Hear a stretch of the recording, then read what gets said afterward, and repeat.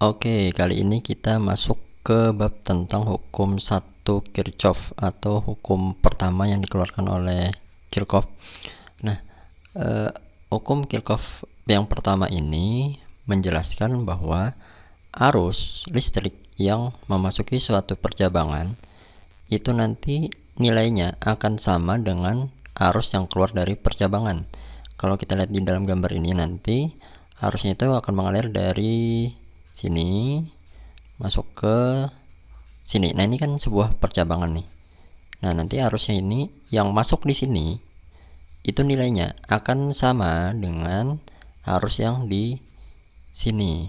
Nah, kemudian arus yang masuk ini dia ketika melalui cabang-cabang ini akan terbagi nilainya. Berdasarkan apa nilainya itu terbaginya, itu nanti akan tergantung pada berapa besar hambatan yang ada pada masing-masing atau pada tiap-tiap jalur tadi. Nah, kalau kita lihat di sini yang pertama di jalur yang di atas ini kita gunakan hambatan nilainya 10 ohm. Di hambatan yang tengah kita gunakan 20 ohm dan hambatan yang ketiga kita gunakan hambatan 30 ohm. Artinya hambatannya paling besar berada di jalur yang ketiga atau jalur yang bawah ini ya.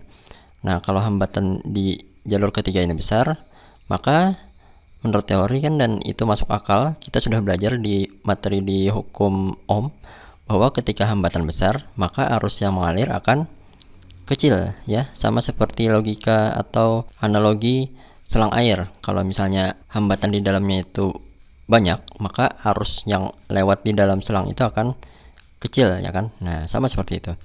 Jadi nanti kita akan coba lihat apakah benar nanti arusnya itu lebih atau paling besar nanti yang di bagian atas ini, dan apakah nanti benar bahwa arus yang di ketiga ini adalah yang paling kecil. Nah, nanti akan kita lihat. Kemudian tadi Bapak ulangi lagi bahwa arus yang masuk itu akan sama dengan arus yang keluar, dan arusnya itu nanti akan terbagi berdasarkan hambatan-hambatan pada masing-masing jalur. Dan nanti ketika ketiga nilai arus ini dijumlahkan, itu akan sama dengan hasilnya, sama dengan nilai arus yang masuk dan sama dengan arus yang keluar. Ibaratnya itu sama seperti kalau ada 100 orang yang masuk cabang. Nah, kemudian misalnya yang lewat di sini ada 50 orang, lewat di tengah ada 30 orang, dan lewat bawah ada 20 orang. Maka nanti ketika terkumpul di sini lagi, itu totalnya akan 50 tambah 30 tambah 20 akan jadi 100 orang lagi. Nah, seperti itu kira-kira analoginya ya. Sekarang kita lihat dulu kalau kita nyalakan rangkaian ini maka akan seperti apa. Nah, betul kan bahwa arus listrik yang paling besar itu ada di yang pertama ini kan. Nah, ini paling mulus nih, paling cepat bergeraknya elektronnya. Yang paling cepat kedua bergeraknya adalah yang di bagian tengah, dan yang paling lambat adalah yang di bagian bawah.